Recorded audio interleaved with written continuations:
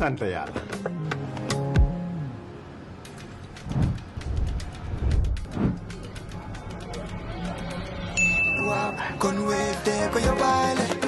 looy xaar utal Wave nga scan nga fay te nag doo ci yokku dara.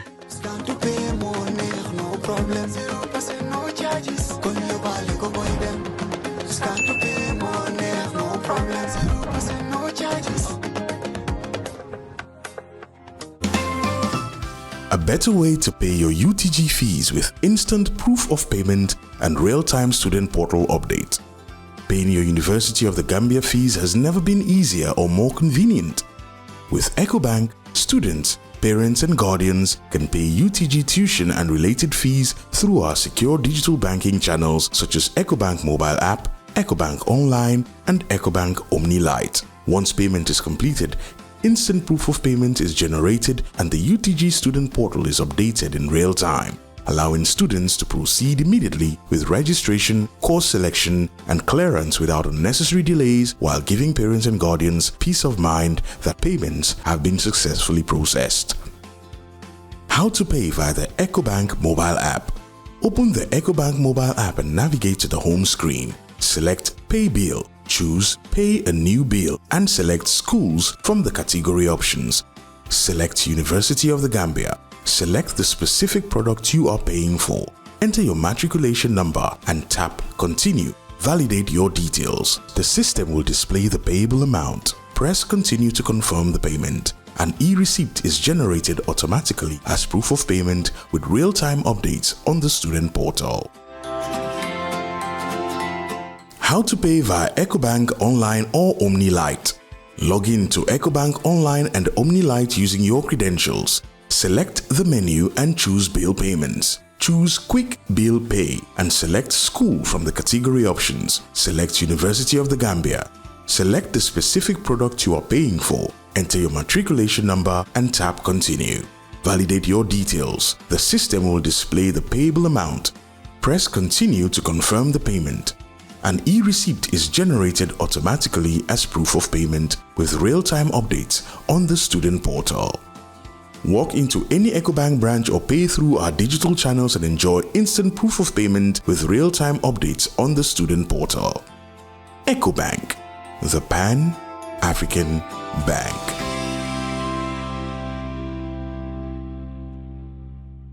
Jar Oil. The company have filling stations across the country, and our rates are relatively cheaper than anyone else across the country. Jar Oil is the biggest producer and distributor of cement in the country with the most competitive prices in the market. And our second guest now is Professor Momodou Sallah. He's the Executive Director of the Gambia's newly launched $100 million National Research and Innovation Fund, fondly referred to as the NRIF.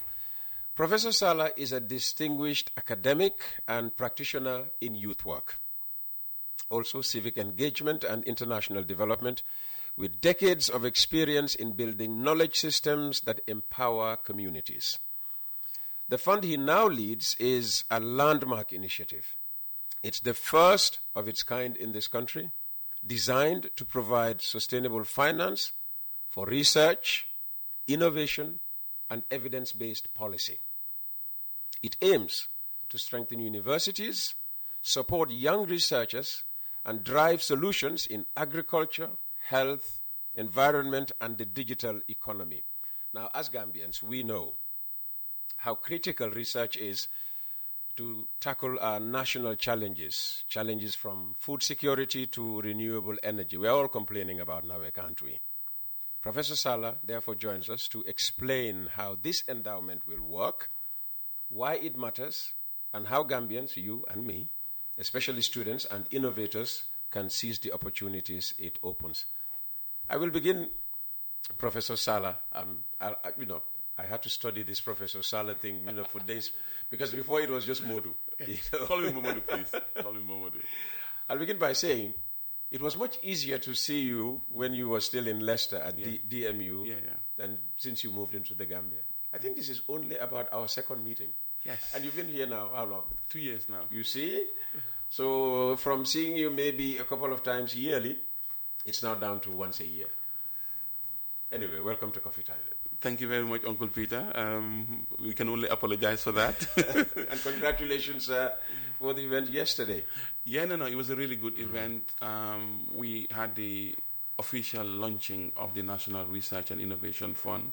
We did kind of like do an opening of our office in March.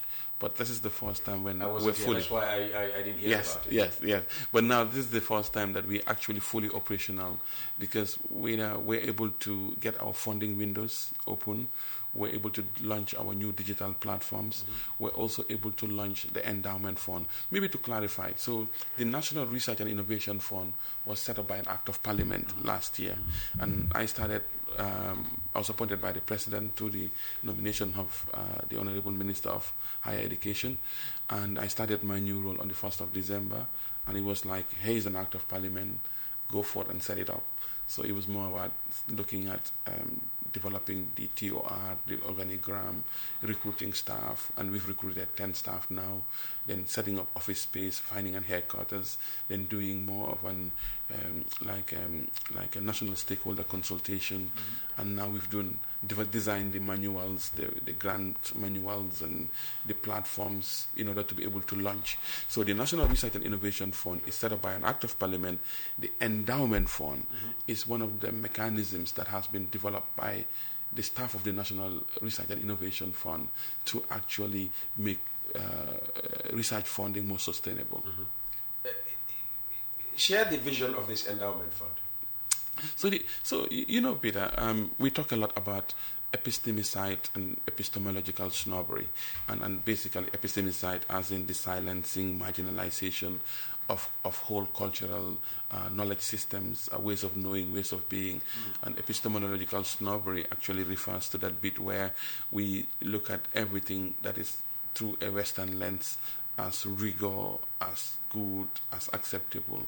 So we're saying that we need to actually move away from there to be able to look at how research and innovation. So if we look at research as the generation of new knowledge and innovation as the application of that, so how do we move away from this space where our agendas are imported, our research methodologies are imported, our research priorities are imported.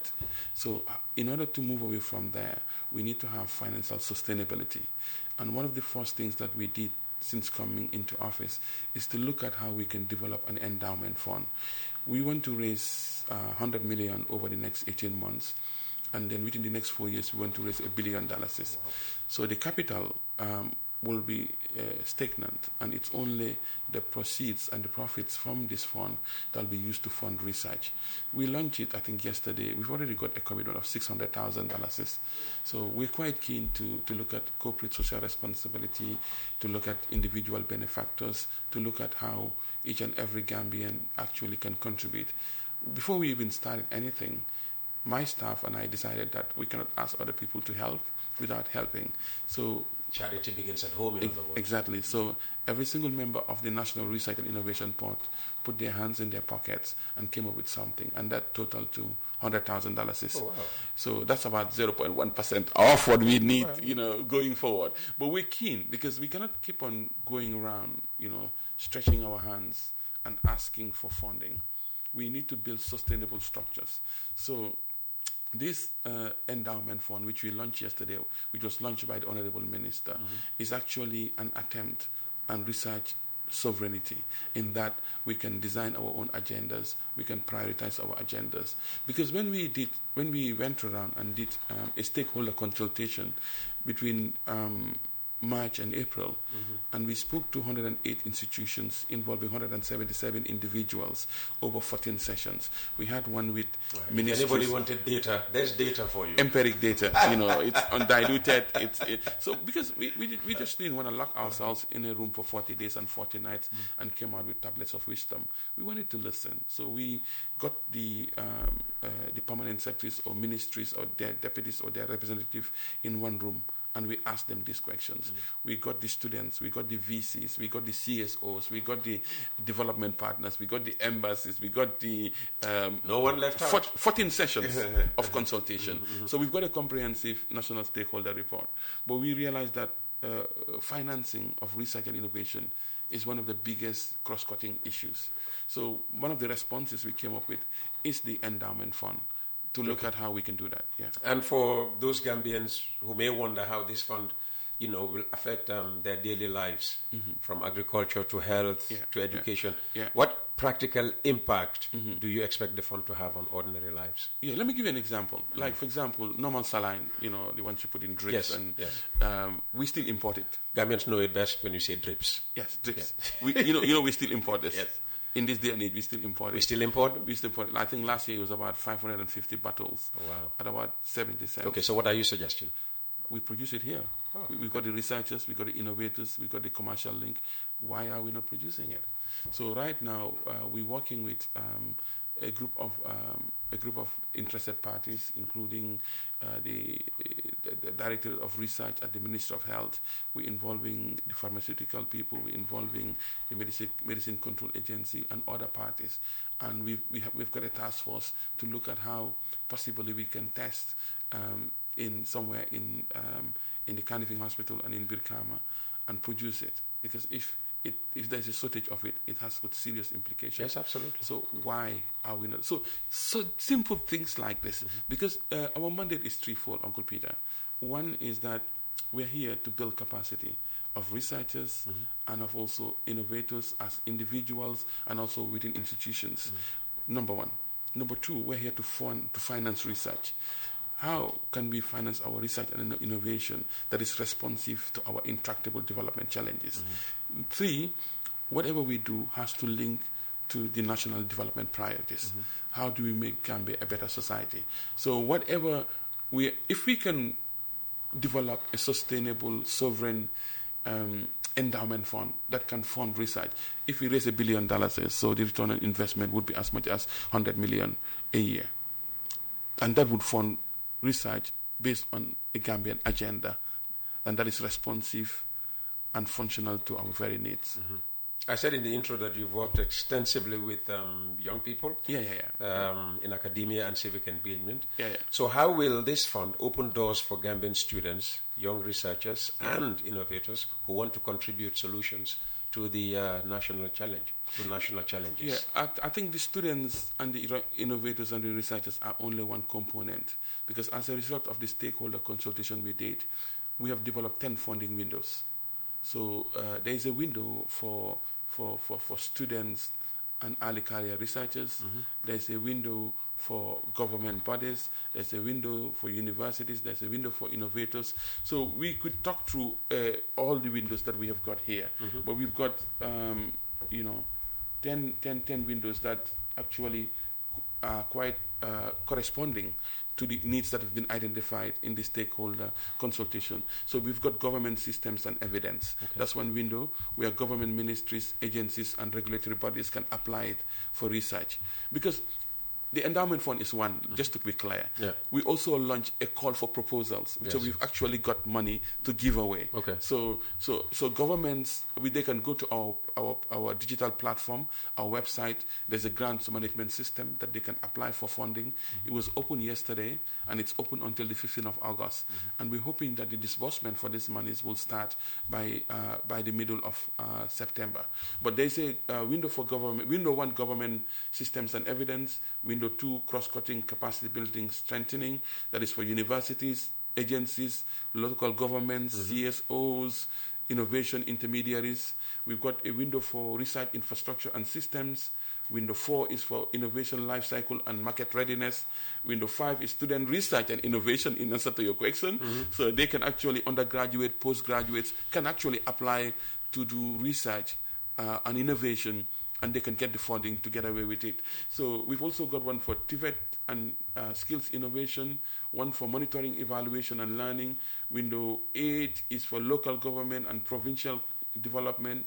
Window 9 is for partnership and multi-stakeholder consultation, and Window 10 is for diaspora and international collaboration. Oh, okay. So there are 10 windows that are open for people to apply for. Now, Gambians often worry that funds of this scale could be politicized, even mismanaged. So what transparency safeguards are in place to ensure that the $100 million endowment is used strictly for research and innovation? Okay, so allow me please to clarify. So we have got, the government gave us a subvention of 30 million this year, and we're using a lot of that towards funding research and innovation. So the initial pot we've set aside is about $17.5 million of that. The other bit will go towards setting up and operational costs. Setting up costs is quite expensive. But maybe next year we'll maybe think about spending about 80% minimum on research and innovation, and maybe 20% or less on operations. But this year, because of where we are. So initially, as of yesterday, we've put aside 15 million. So that is the funding windows. The 10 windows that I've shared with you, people can apply to one of those windows, and then if they're successful, then they'll be given the money. The endowment fund, we haven't raised the money yet. Okay. We are planning to raise 100 million in the next 18 months. And like I said to you, over the past 24 hours, we have actually raised 600,000. And we're encouraging and inviting people to support us in raising this 100,000 so that can allow us to develop our research sovereignty. So in terms of your question about fairness and transparency, we are going to be appointing a technical advisory committee that is made up of experts, including one international expert who will be totally technical people in charge of assessing and placing a judgment on which applications merit funding and which do not. So I do not even interfere in that. And I don't think anybody, whoever you are, is going to be allowed, because we're jealous regarding this. Does whoever you are include the president? I know you were going to do this. The president is the leader of this country, and I serve at his pleasure. So I'm sure the president actually is very supportive. Just to stay away. No, I think the fact that we were appointed all the leaders of the tripartite funds as technocrats, I think the president has all the indicators I've got that the president has got a lot of faith, and the minister also through his recommendation has a lot of faith in us as technicians, and we have not been disturbed in any way, and we've been allowed to do our job and to get on with it and to build a sustainable funding structure for the Gambia. So in all honesty, I do not foresee any interference, because the way we've been allowed to operate has been absolutely brilliant, and we want to make sure that this is a transparent fund. All of this, now, it's not going to happen. Okay. There's a transparent process, and at every single stage of it, we're getting independent technicians to make the independent judgment. There's a grants manual that details every single component of it. And we've also got a grants management system where people don't even have to send applications to us. They go to the form, to the online platform, they register, it's all transparent, and they can track their application from submission to review to feedback. So all of that is there, online, traceable. So no, we're serious about this, Uncle Peter, and all of that hanky-panky, none of that is going to happen. That's very reassuring. Walk us through the governance structure of the fund, the NRIF. Who makes the decisions? How proposals are evaluated? How accountability is enforced? Okay. You see, the fund is very confusing, because there's the endowment fund, and the endowment fund is the 100 million we're trying to raise. Yes. The National Research and Innovation Fund is set up by an act of parliament. So I got appointed by the president through the nomination of the Minister of Higher Education, Honorable Professor Pierre Gomez. And I actually have a board, and I answer to the board. So we're set up as a semi-autonomous entity. Okay. So we answer to the board, and the board has about 7 permanent secretaries: finance, health, agriculture, trade, environment, youth and sports. And we've also got 2 private sector representatives. Right now, we've got the CEO of GCCI Madam Konate, and we also got Fatou Menga, Sarata. and Fatou Menga, Confederation of Gambian Industries.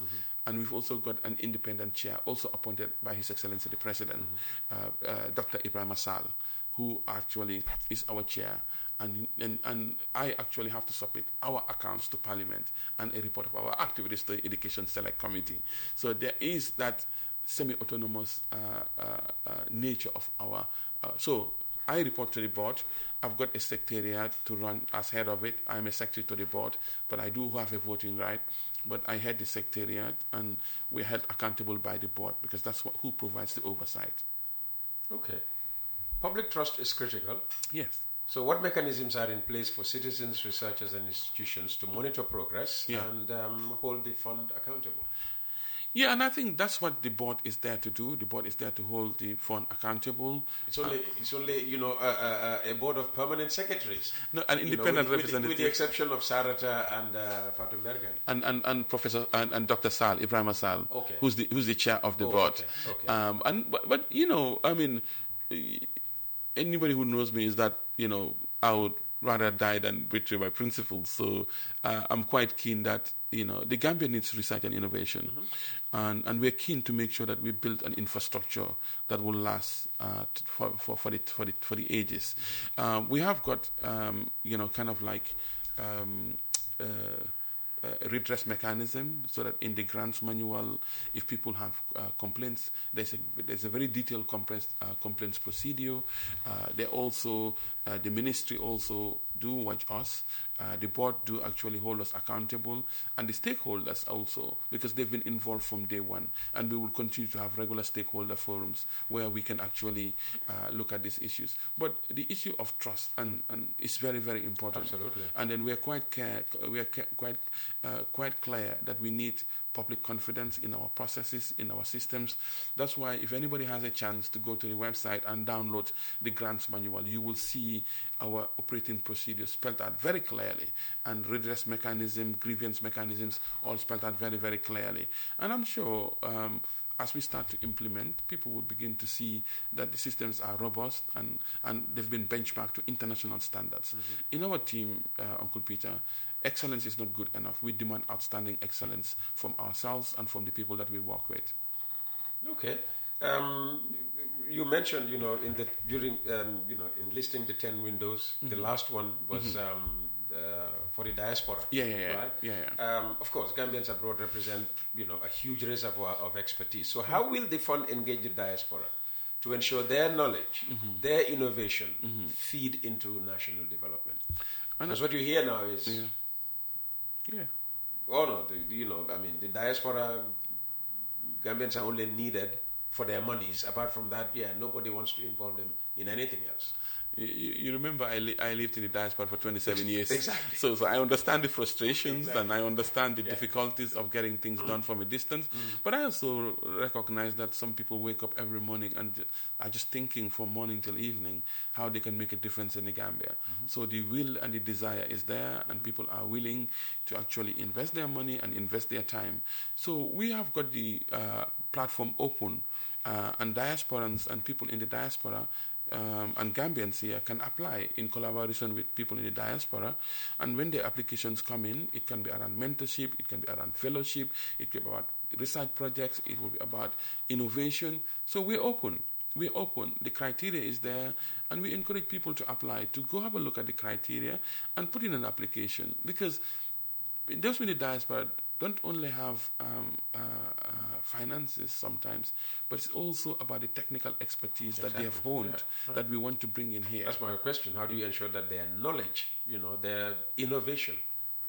Yeah, and this is only the start of opening up one of the windows, so that anybody who's in the diaspora or wants to work with somebody in the diaspora can put in an application.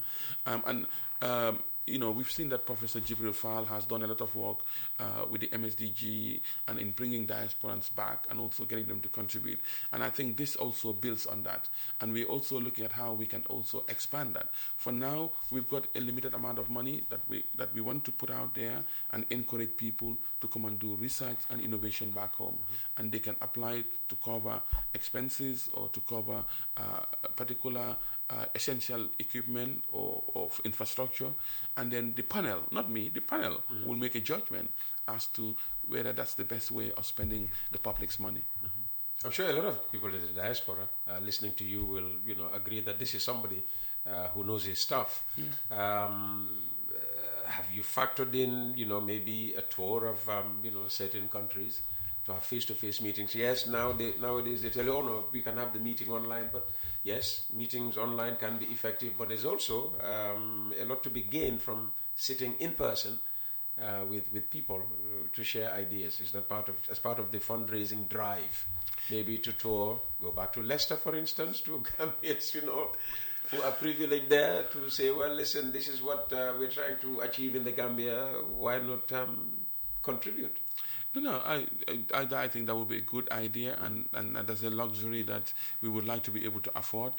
As I told you, our budget for this year for everything is 30 million. So that's why the innovation, the endowment fund is important.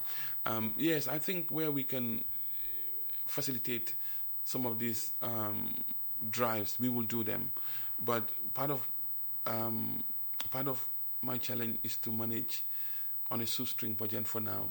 That's why the first person that I appointed was the Director of Resource Mobilization, Investment and Partnerships. And he's dragging me into all kinds of meetings every day. So we're actually doing a lot of meetings. He probably has the toughest job, huh? Yeah, he knows his target. I'm sure he's listening. He knows his target and what we got to do. Because the government gives us money, but we need to fundraise heavily in order to actually develop sustainable funding for research. So, we will try. We will welcome opportunities to explore, but also some of us come with the contacts as well. Exactly. We're opening up those contacts. You have connections. Yeah, we're opening them up, and we also. And I'm sure you have so many friends out there who wouldn't want to see you, quote unquote, fail. No, absolutely. I was saying to my team that my friends, my exes, my enemies, everybody's going to have to put something in this funding pot. So they don't know it's coming, but no, the fact that we raised 600,000 within almost 24 months, is actually within 24 hours, and even our board chair, Dr. Sal, said that, listen, all my allowances for the year, I'm donating it to the fund. Oh, he said that? And he actually gave away $1,000 of his own money and said that, listen, this is my contribution towards the fund. And we're not asking people before asking of ourselves. So that's why the interns in the office, the driver and the cleaner, they all put in their money to raise this 100,000 for us to come from Narif. Absolutely. So no, we're looking for opportunities. If diaspora groups can invite us, can host us, can support us, then we will be very grateful. Because starting something, remember we started only 6 months ago, and starting something new and trying to get it to the state, it needs to be, it can be more interesting than one would have thought. Yeah. Fantastic. You're with Coffee Time with Peter Gomez, live on FM in the Gambia and www.wcr.gm. Guest is Professor Momodou Sallah. He's the Executive Director of the National Research and Innovation Fund. Listener comment, Professor, please prioritize number one, or please priority number one should be agriculture so that we can quickly attain rice self-sufficiency. He's actually picking up on something that Dr. Cisse, had said here, that the aim is to be self-sufficient in rice by 2030, which is not a long time away from now. No. So how about prioritizing, rice self-sufficiency? Yeah, I think, like I said earlier, 1/3 of our mandate is to address the Gambia's intractable development challenges by making sure that the national development priorities are at the forefront of everything that we do. Every butut that we put into funding research and innovation in the Gambia must respond, and be correlated to national development priorities. Rice, food self-sufficiency, agriculture are key issues. Health, another issue. The environment, another issue. Education, another issue. Digital platforms, another issue. So there are many urgent issues that we have. That's why we have got not one funding window, but 10 funding windows, so that whatever issues people come with, as long as they are linked to the national development priorities, they will be actually addressed. So yes, and I think what we found out when we did the stakeholder, because we spoke to 108 institutions, is that, and we did a thorough mapping of the ecosystem, that there are individual pockets of excellence, but there's a massive ocean of also mediocrity, if I can put it modestly. And that needs to be worked on as well. So a big part of what we need to do is not only to fund research, but also to build capacity. So that's why some of the funding windows speak directly to that.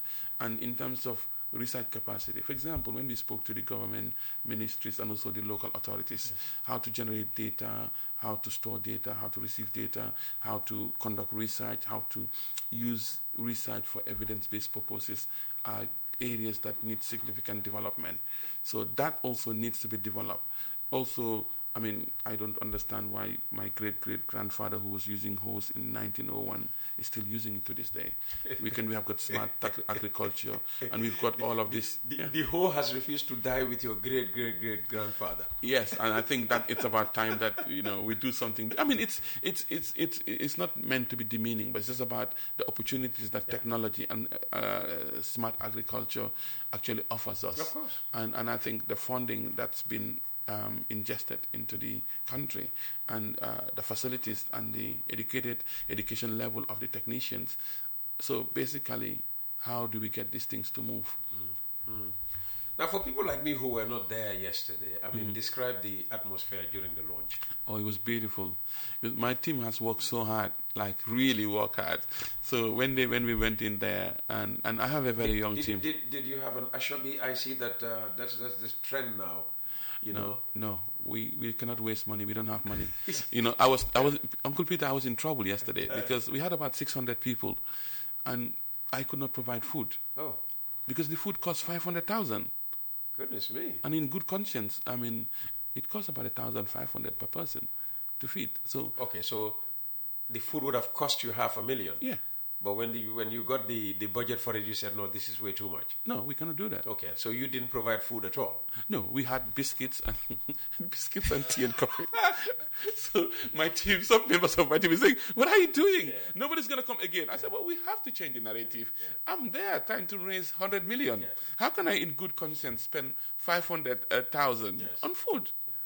We could not do it. Well done you. So the Jesna, I said, no, we're not doing any Jesna. Yeah. So, because everybody does Ashobi. No, but as why? if Ashobi, comes, free. It doesn't come free. Is it going to add value to the program? No. So people can fast for 4 hours. I hope people watching you and listening to you now, who do that, will stop. No. It's just like I am responsible for public money, and I cannot justify spending $500,000 on food for one day when the program is from 9:30 till 12:30. No, listen, you haven't provided the food. Have you heard that any one person who came to that event and didn't eat ended up dying? Not yet. No. It won't happen. There's still time. Yeah. Another 40 years, if they start dying, that's okay. That's natural, isn't it? Yeah, and I think to be quite honest, the audience, they were beautiful. Let's go back to describing the event. Yeah, it was at the Sadauda Center, the plenary. We had about 600 people. 600 is a lot, huh? Yeah, it's a lot. And my team worked really hard. I've got a young team, and we know our excellence is not good enough. We demand outstanding excellence. We had the Bright Stars who did a skit on that. Yeah. We had they light up everywhere they go. Oh, it was funny. It was funny. It's like they had a very good kind of like drama presentation. And I think when they were leaving the stage, somebody said, "Oh, let me tell you something. With this research, sort I didn't have a problem." And I said, don't put me into trouble. Don't put me into trouble. They have a few things on NAWEC. Yeah. So no, it was beautiful. And the Honorable Minister, Professor Per Gomez, as ever, gave a very powerful speech about the time to act and to make the difference. Also, our chair, Dr. Ibrahim Asal, also spoke. And then I also have our director of programs, and also director of resource mobilization, who I was trying to smuggle in, talked about the funding windows, and because we're also launching our digital platform as a new, the website and also the grants management system, which is a very transparent process. And Momodou also speaks, who's the director of resource mobilization, spoke passionately about the endowment fund, and there were people who pledged there, and they had pledge forms that they can scan. Because if we go around asking people for support and for money, and we're not willing to do anything ourselves, it defeats the purpose. Okay. So before the NRIF, what happened to a Gambian with a, brilliant idea or innovation, but didn't have the kind of support needed, to progress? Yeah, they were funding pots. I think they're both national and international funding pots. I mean, I'm not sure. The projects, and there's a bit of money around, but you have to be good at applying for the funding, seeking it, and being in proximity with it. And also internationally, if you want to compete internationally, Gambians are competing internationally. I told you there were pockets of excellence that we came across, especially in MRC and in UTG, and there are other spaces as well. But the greater majority, when we spoke to the universities, when we spoke to the CSOs, the innovation incubation hubs, the local authorities, the students, the story was constant that there is need for financing, and there's a big struggle in that. Well, listen, talk about financing, and you will be flooded, with proposals, hopefully. Yeah. But what ideas are you mainly looking for? I mean, at NRIF, what would you like to see come up? Primarily. Yeah, I mean, I think the bottom line is that whatever we fund must respond to addressing the Gambia's intractable development. For this person, it's agriculture. Agriculture. So there are two elements to it, based on all the windows. Yeah. You could do something about research, or researching something, trying to discover new knowledge about something. You could also do innovation, in that you develop something, like say, smart agriculture. Is there something? Is there a problem that has been identified? Like normal saline is something that we saw. That why are we importing it? And where there's a lull in the supply chain, it affects everybody. So developing a solution for that is important. In terms of agriculture, it could be about watering. It could be about seed crop production. It could be about adding value. The whole gambit, wherever you have that can add value to the Gambian, either through research or through innovation, we're keen to hear from the universities, from the local authorities. For example, waste. When we were doing our stakeholder consultation, we thought that waste would be only an issue because we spoke to Birka, West Coast, Banjul, and KMC, and waste was on top of the agenda. So we said, when we go to the other areas, not so much. But we brought in all the other areas, and especially Mansakonko, there's a big mention that we need to do something about waste. Oh, okay. So around innovation, for example, if there's a project around how we can manage and dispose of waste or recycle waste. Particularly the plastic. Yeah. Plastic waste is a big problem. I mean, after the Tobaski, you saw, mountains, of plastic, along the Westfield Sokoto Road. Yeah, but one of the biggest problems is about waste segregation, that we don't mostly segregate waste in the Gambia. So, for example, I mean, I know that my team has just developed a proposal to look at getting about 100 compounds somewhere, and then just testing with the segregation and looking at how waste can be actually utilized. So the compost waste can be put somewhere. But we want to look at more innovative practices than the traditional stuff that people have been doing. So we're open to all the ideas around development, in environment, in health, in housing, in whatever they want to come up with. And are there any fees in applying? No. It's open. You just go to our portal, nrif.gm, go to our portal, and it will show you the windows that you can apply to. You can also show you, it will open for you to register. And once you register, you can apply.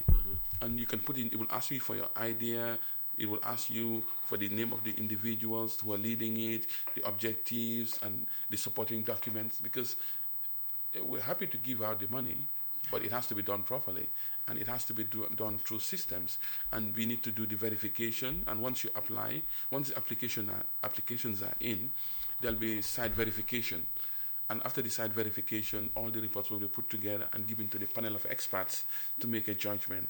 And once it's done by the panel of experts, it's going to come to the secretariat, we review it, and after that, then it goes to board for the board for final endorsement. So there's a rigorous process that people go through. And you can only give because you've received. Yeah. So hopefully this interview will form part of your fundraising drive. Yeah. If a listener wants to contribute, Yeah.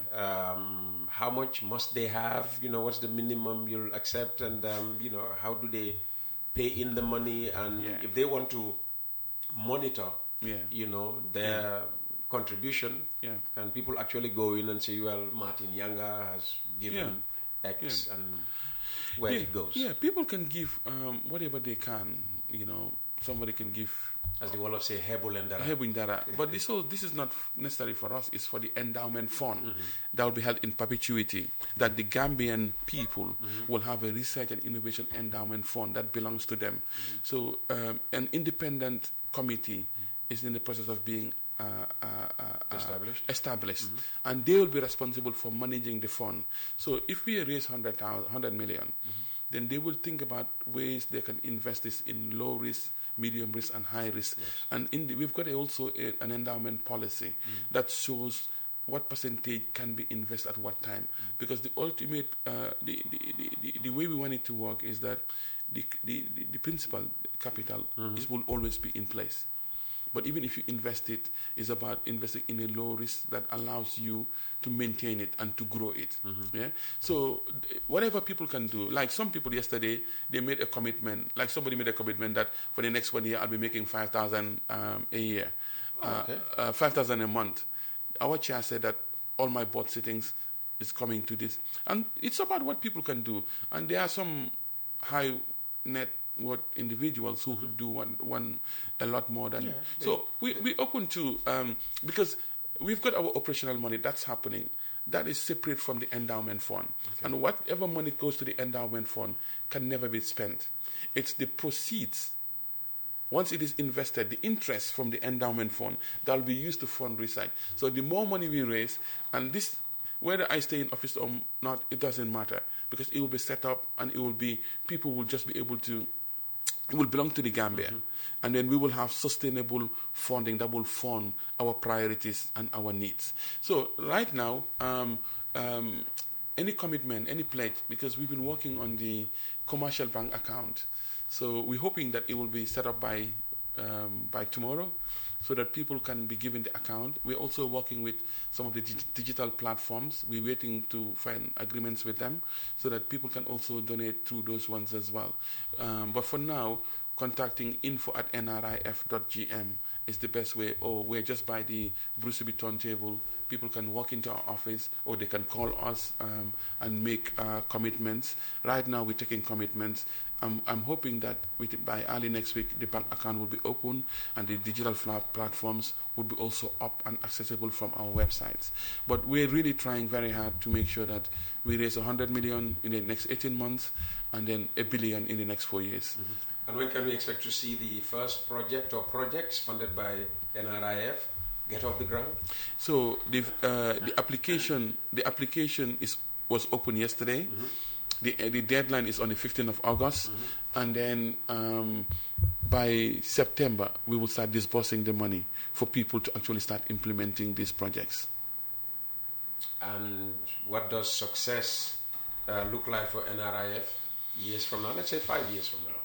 Yeah, I mean, having that endowment fund is very important, because if now we go from we ask for funding, we're working with a lot of development partners, and I'm sure that will come through as well. We've already got some success in terms of people developing projects with us. But what we really, really want is the endowment fund will fund research and innovation in the Gambia. We also want to see impact. It's not only about project development objectives. We want to see impact. When we talk about the agriculture, we want to see significant changes in agriculture in terms of farming methods, in terms of value addition, in terms of the Gambia being able to feed itself and being able to trade outside. So when it comes to health, the same issue. The normal line is a tiny low-hanging fruit. We're talking about wholesale structural changes that will happen as a result. The instruments that we actually import all the time, the medication that we import. If you look at India, over the last 10 years, the medicinal production has expanded exponentially. So these are the things that we want to see. Gambian researchers, in collaboration with others, making significant changes to research and innovation, not only in the Gambia, but that will have also global impact, but also of international standards. What do you have, if you have anything to say against those doubters who say, yeah, Gambians, brilliant ideas, but when it comes to implementation, nada? Yeah, it's this. The structures need to be in place. We have got brilliant Gambians. Gambians are doing so well all over the place. Wherever you go, you see Gambians occupying great spaces of excellence. So, and even if you go, whether it's the students from the UTG or students from other universities or even outside, they're doing absolutely brilliant things. So we need to create the platform and the funding and the space for this to happen, because they need to be incubated, they need to be supported. Research and innovation are not cheap. They're very, very expensive. The instruments, the time, the resources, and NARIF would be able to provide that so that it could actually boost whatever we're doing. But in terms of, those who doubt, they're entitled to their views. We've got to put our head down and we've got to work hard every day, and we believe that things will happen. Okay. So NARIF is how you speak your abbreviation? Yes.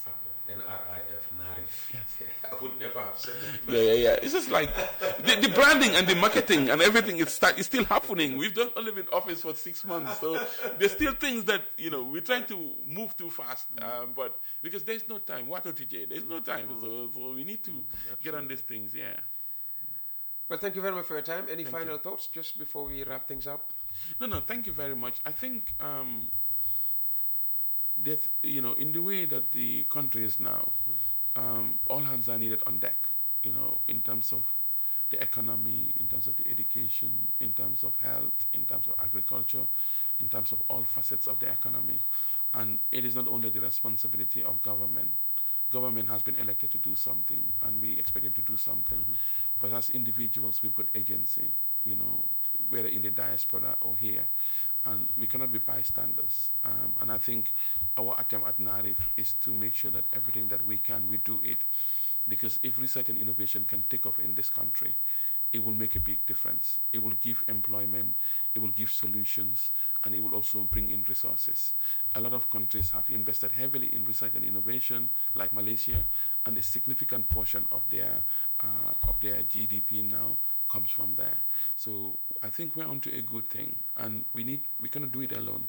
We need people to come out and support, and not even to wait for us. Reach out to us, tell us how you can work with us, how you can support us, how you can actually volunteer, how you can make us link us up. We need all hands on deck to make this happen. And thank you very much, Uncle Peter, for the platform. Thank you very much. Thank you for coming.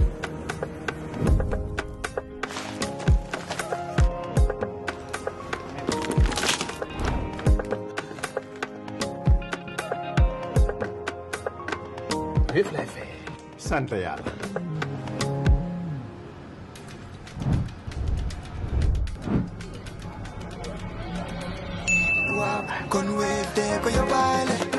looy xaar utal Wave nga scan nga fay te nag doo ci yokku dara.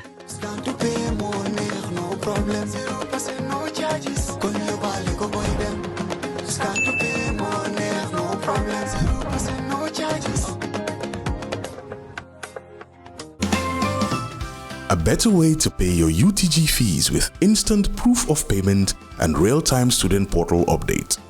Paying your University of the Gambia fees has never been easier or more convenient. With EcoBank, students, parents and guardians can pay UTG tuition and related fees through our secure digital banking channels such as EcoBank mobile app, EcoBank online and EcoBank Omni Lite. Once payment is completed, instant proof of payment is generated and the UTG student portal is updated in real time, allowing students to proceed immediately with registration, course selection, and clearance without unnecessary delays, while giving parents and guardians peace of mind that payments have been successfully processed. How to pay via the EcoBank mobile app. Open the EcoBank mobile app and navigate to the home screen. Select Pay Bill, choose Pay a New Bill, and select Schools from the category options. Select University of the Gambia. Select the specific product you are paying for. Enter your matriculation number and tap Continue. Validate your details. The system will display the payable amount. Press Continue to confirm the payment. An e-receipt is generated automatically as proof of payment with real-time updates on the student portal. How to pay via EcoBank Online or Omni Lite. Log in to EcoBank Online and Omni Lite using your credentials. Select the menu and choose Bill Payments. Choose Quick Bill Pay and select School from the category options. Select University of the Gambia. Select the specific product you are paying for. Enter your matriculation number and tap Continue. Validate your details. The system will display the payable amount. Press Continue to confirm the payment. An e-receipt is generated automatically as proof of payment with real-time updates on the student portal. Walk into any EcoBank branch or pay through our digital channels and enjoy instant proof of payment with real-time updates on the student portal. EcoBank, the Pan-African Bank.